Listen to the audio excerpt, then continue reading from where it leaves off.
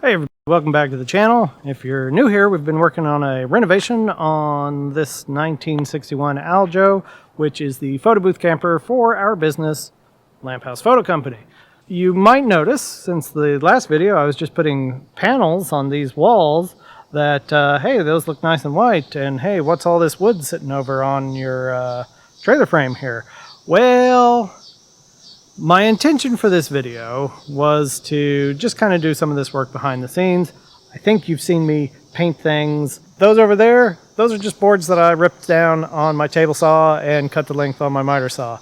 You've seen me do that a lot of times. I hope also, if you're at this point in a rebuild, you can handle that on your own. So in the interest of saving time, I just sort of did all that behind the scenes. Did I use my paint sprayer on this? No, I didn't. I just used a roller. It's not really worth getting out the paint sprayer and doing all that. Now I know some of you are probably also thinking, hey dummy, aren't you going to scuff that up really bad when you go to assemble all the stuff and you're doing the cabinets and you're moving stuff around in there? Yeah, probably, but you know what? I'll just roll on a little more paint. It's a lot easier to just touch it up than it is to paint the whole thing while it's assembled in the camper. So that's pretty well dry, almost ready to be put away. But the chassis boards over there, I was all ready to start this video by putting those together, but in doing that and thinking through the process of how I'm going to build that, I realized one other thing I hadn't done was address the wheel wells. I'd never even pulled off the old boards from the original build off the wheel wells, which they are well and truly stuck on there. Why that becomes a problem is because my wheel arches on my walls are slightly different from the original, because on the original, the one on the street side was forward about 6 inches from where ideally it should be. The reason why I'm talking about the wheel wells though is because the way I have to build the floor for this camper is I've got to kind of put it together over there, make sure it goes all together, and I've got to take it off, flip it over, put those wheel wells on, flip it back over, drop it back down, and attach it to the frame. I know the order that they need to go in, I know where they need to go, so I'm just going to go ahead and put them together and get started on that process, and I think it will be reasonably quick. We've got these two boards that run across the front and the back, and these are called the leading edge board and the trailing edge board, and we're going to use those to get our width correct at the front and the rear, and then once we've done that, we're going to start filling in the interiors. These outer skirt boards are exactly the same size as the wall, so I've marked where the wheel wells are going to be so I can center this on the axle. All of this kind of goes together and has to all play off one another. So this is complicated and I don't like it very much. And man, I cannot bend down like that for very long. Whew. I'm gonna pre-drill some holes on these and get these put together, and then we'll move on to working on the inside part of it. So when it comes to keeping things nice and square, a great big sheet of plywood does a great job of that. That nice and straight, and then keep this pushed against there, and then I'll keep everything lined up.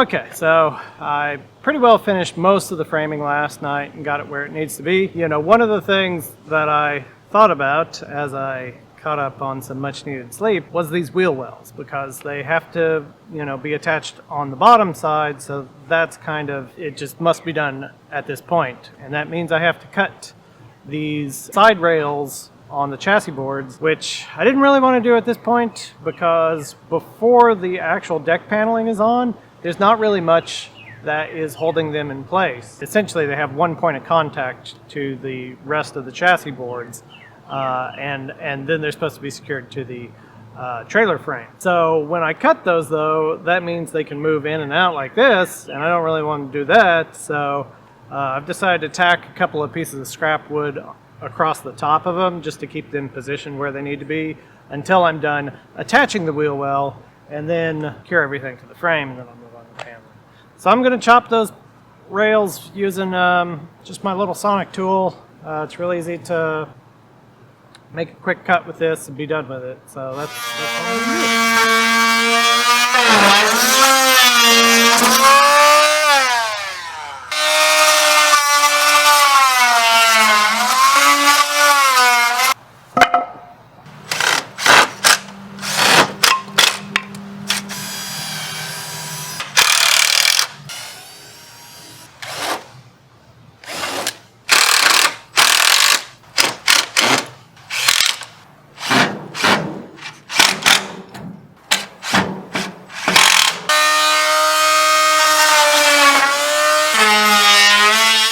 Okay, so now that I've got the wheel wells framed in, I need to pick this up, carry it over to my sawhorses, and turn it upside down so I can attach the wheel well. We'll see if I can do this by myself.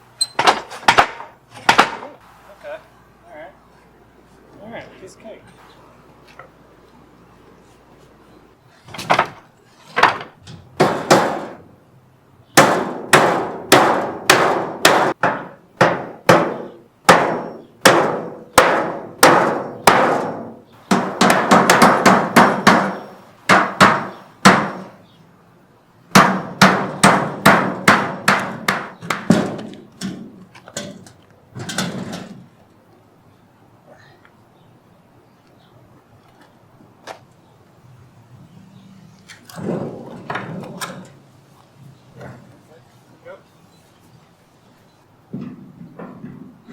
I'm actually really surprised that that dropped back into place so easily, but sometimes you get lucky, right? So I'm going to drill the holes for the carriage bolts now and get those kind of in place before I put the plywood down, because I think that's going to be easier. Always better to have top access than have to crawl around on the ground doing stuff.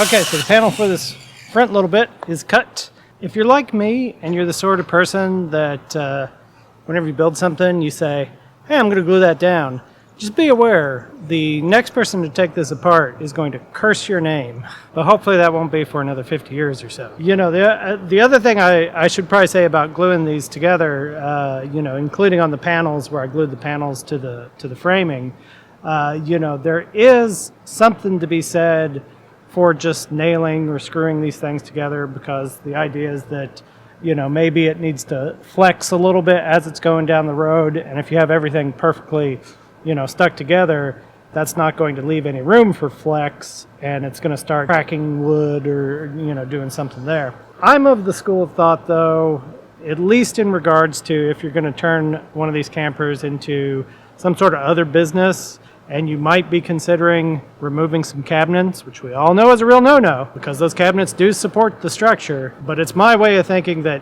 if you're going to reduce some of its structural integrity, maybe a little bit of glue is not a bad idea. Yeah, I'm going to glue it. I'm going to glue it, I'm going to screw it, and then I'm going to move on.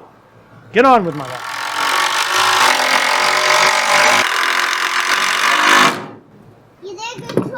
Thank you. You did a good job. Thank you. You did a good job. Thank you. I gotta change my battery. You feel solid? Yeah. Okay. Okay.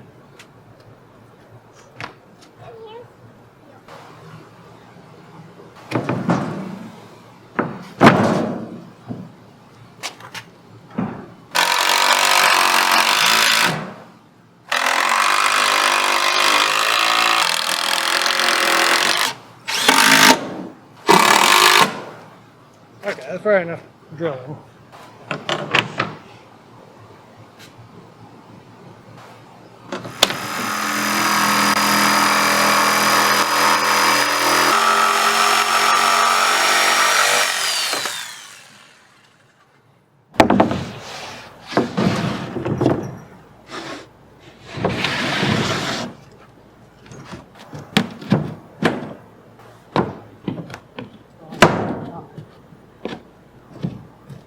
Not too bad.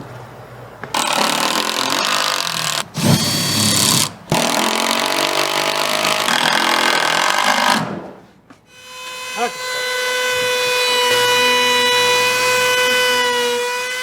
So I've kind of laid out my tile on there already just to get a feel for it, make sure I like the way it's going to look, which I do actually. I'm going to pick those back up and then lay down the adhesive using the little toothed trowel. I made a video about this a while back. I reckon we'll put the link below. Basically all you do is you trowel on the adhesive. You let all the moisture evaporate out of the adhesive. You don't want it to still be wet at all. And sometimes that can take a while. With as humid as it is today, you want it to be tacky but not wet.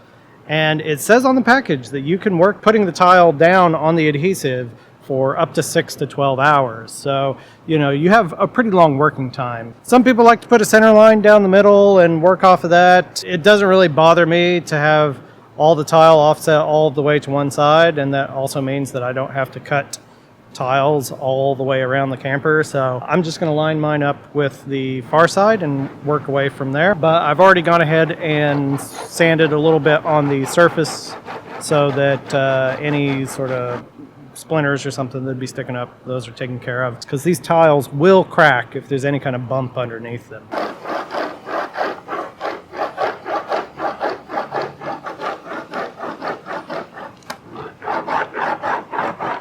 Okay, so when you get these spots like this where you've got a tile you need to cut, you could measure this all out and cut it, or there's a trick that I learned from Larry at Mobile Tech that works out pretty amazing. So you put your tile, line it up with the one that's already there, make sure it's nice and square, and then you take your other tile and you line it up with where you want to cut. Now I want to have a little notch on here, so I've got to line it up here with this piece, and then see, that makes this shape the exact right shape to fit in there. No measuring needed. I'm a little worried about this little sliver there. I think that's probably going to break off. But then all you do is you hold that down and you take your utility knife and cut it. Real careful on this little tiny piece. See? Like magic.